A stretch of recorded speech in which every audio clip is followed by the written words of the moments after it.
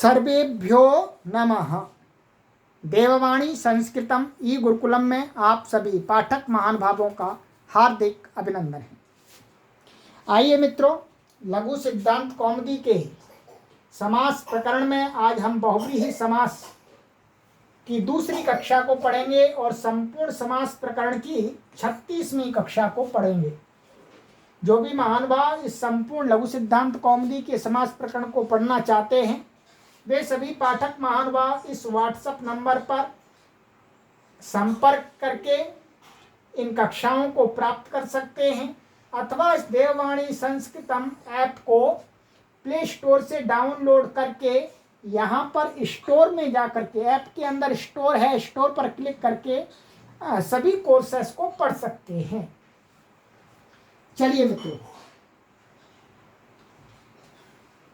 गत कक्षा में मैंने आपको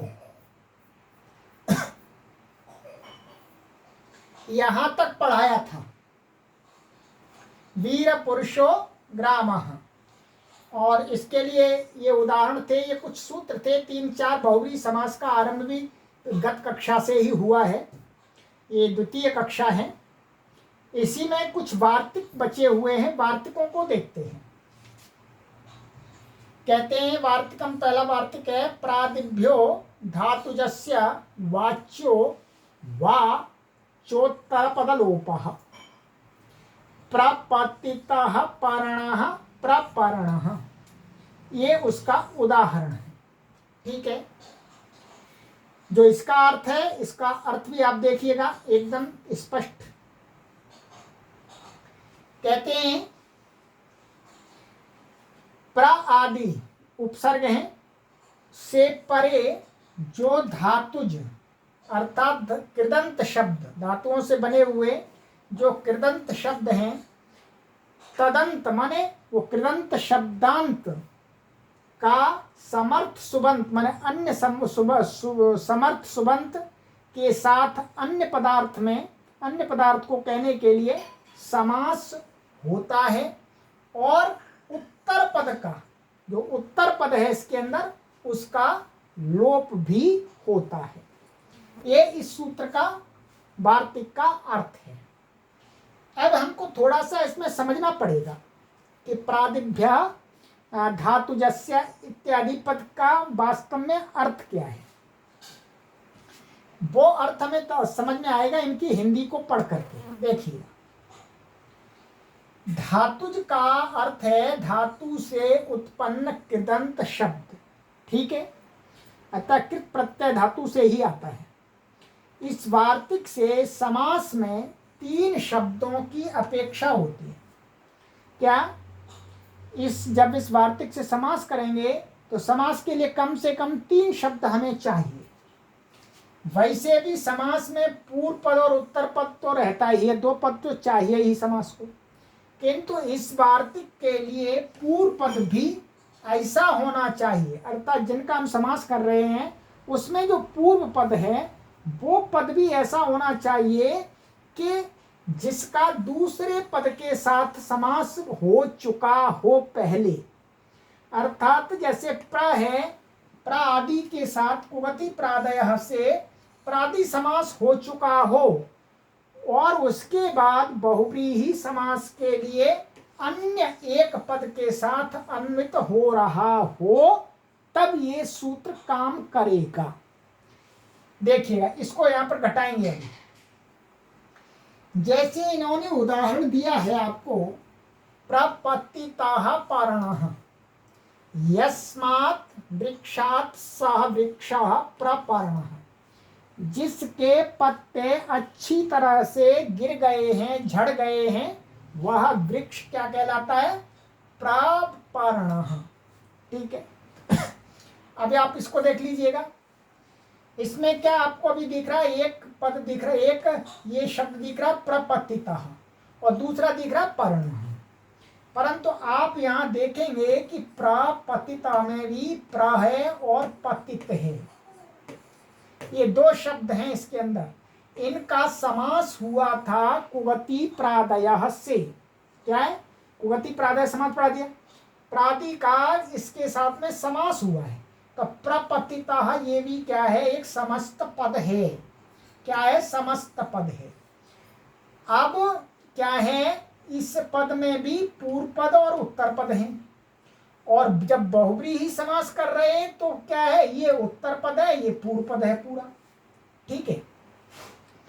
अब ये वार्तिक क्या कहता है कि प्रादि से उत्तर जो धातुज प्र है और पतित है, पतित ये क्या है, कत प्रत्यांत है। कत प्रत्यांत कैसा शब्द है, कृदंत शब्द है, तो इसका इसके साथ समास हुआ है। तो प्रादि से उत्तर धातुज, धातुज जो कृदंत है वो है।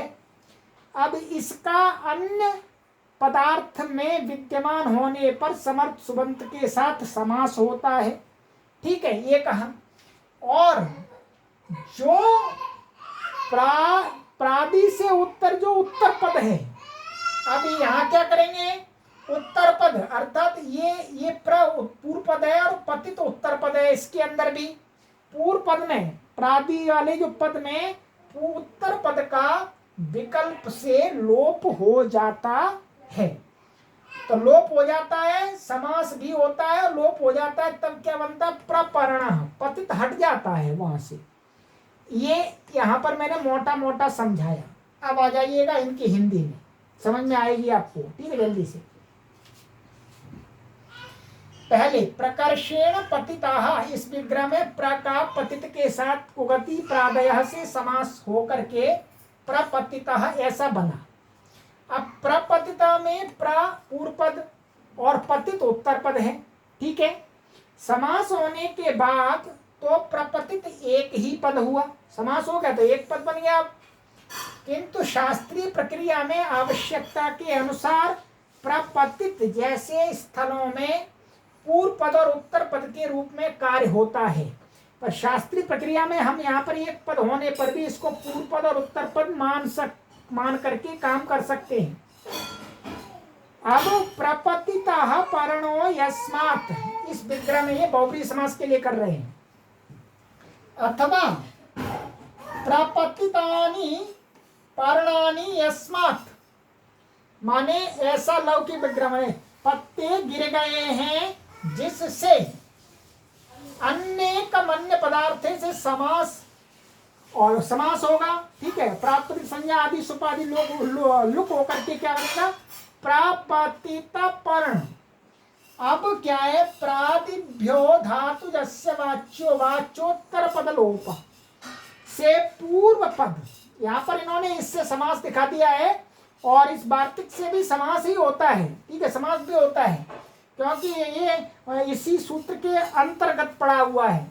तो इसलिए यहाँ पर आप इस अनेक मन्य पदार्थ से भी समास दिखा सकते हैं, और इससे भी समास ही होता है वास्तव में। पूर्व पद प्रपतित के उत्तर पद इसमें क्या है, पतित का विकल्प से लोप हुआ तो क्या बना, प्रपर्ण।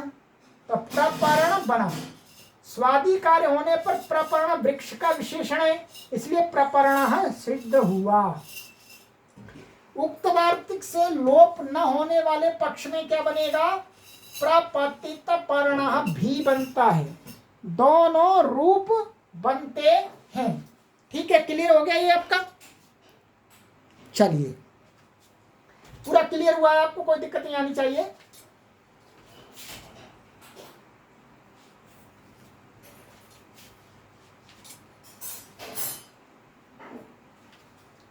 चलिए, इसी प्रकार से विगतो धवाः यस्याः सा विधवा, निर्गतो जना यस्मात् स निर्जनो प्रदेशः। तो यहाँ पर भी निर्गत में गत का लोप हो गया और विगत में गत का लोप हो गया उत्तर पद का। तो निर्गता निर्गुणः, ठीक है, निर्गुता निर्गतम फलम यस्मात् तत् निष्फलम कर्म। ठीक है, फल जिसके नहीं है। निर्गतो अर्थो यस्मात् निरर्थकम। तो यहाँ पर ये गत आदि जो धातु शब्द हैं उनका लोप हो जाता है विकल्प से। ठीक है, तो ये आपका वार्तिक हुआ, इसको आप ध्यान रखेंगे, ये बहुत बार कार्य करता है। ठीक है,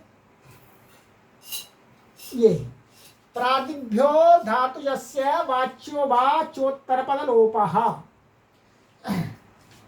अब एक दूसरा वार्तिक और है, कहते हैं नयोस्त्यर्थानां वाच्यो वाच्योत्तरपदलोपः।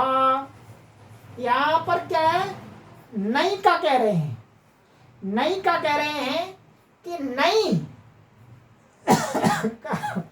जो अस्त्यर्थक, ये देखिएगा आप, यहां पर देखिएगा,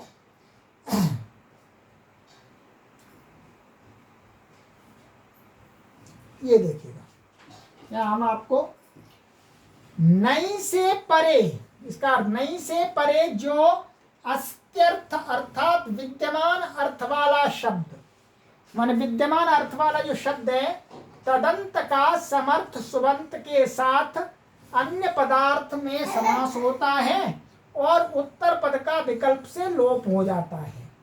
ठीक है, उत्तर पद का लोप हो जाता है। और इसका जो उदाहरण दिया उसको देखिएगा, उदाहरण को भी देख लीजिएगा एक बार। ये अविद्यमानः पुत्रः अपुत्रः, क्या है, अविद्यमानः पुत्रः अपुत्रः। तो क्या है, यहाँ विद्यमान माने अस्ति के अर्थ वाला यहाँ विद्यमान शब्द है ये, और ये नहीं का आ है, नहीं है, तो इसका क्या है, समास भी होता है और विकल्प करके इस उत्तर पद का लोप भी हो जाता है। तो क्या बनता है, अपुत्रः। अपुत्रः का अर्थ है जिसका पुत्र नहीं है, पुत्र माने संतानहीन व्यक्ति। अब इसकी सिद्धि भी आप देख लीजिएगा, तब और क्लियर हो जाएगा आपको।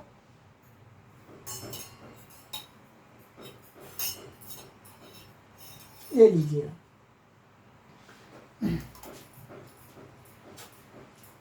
अविद्यमानः पुत्रः पुत्रः, जिसका पुत्र नहीं है वह पुत्रहीन पुरुष।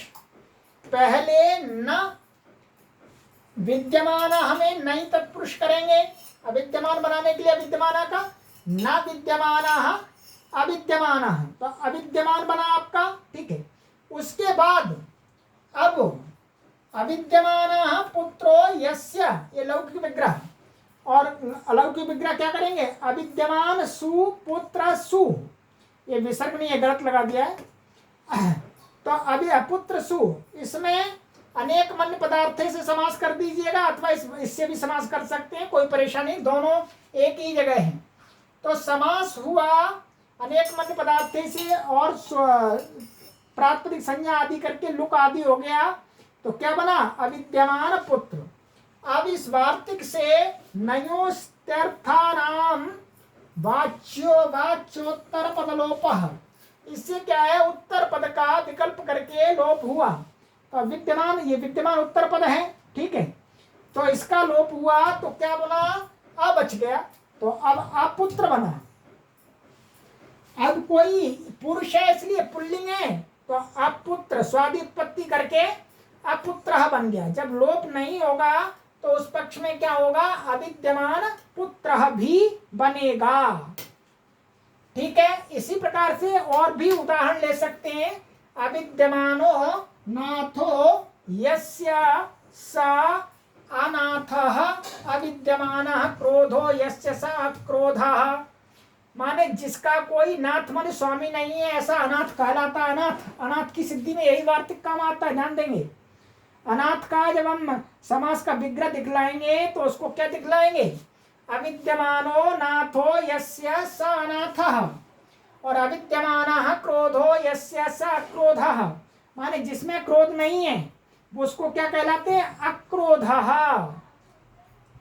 तो इस वार्तिक के द्वारा अनेक इस प्रकार के शब्दों की सिद्धि की जाती है मित्रों। तो ये आपका मैंने 2 वार्तिक इस कक्षा में पढ़ाए हैं।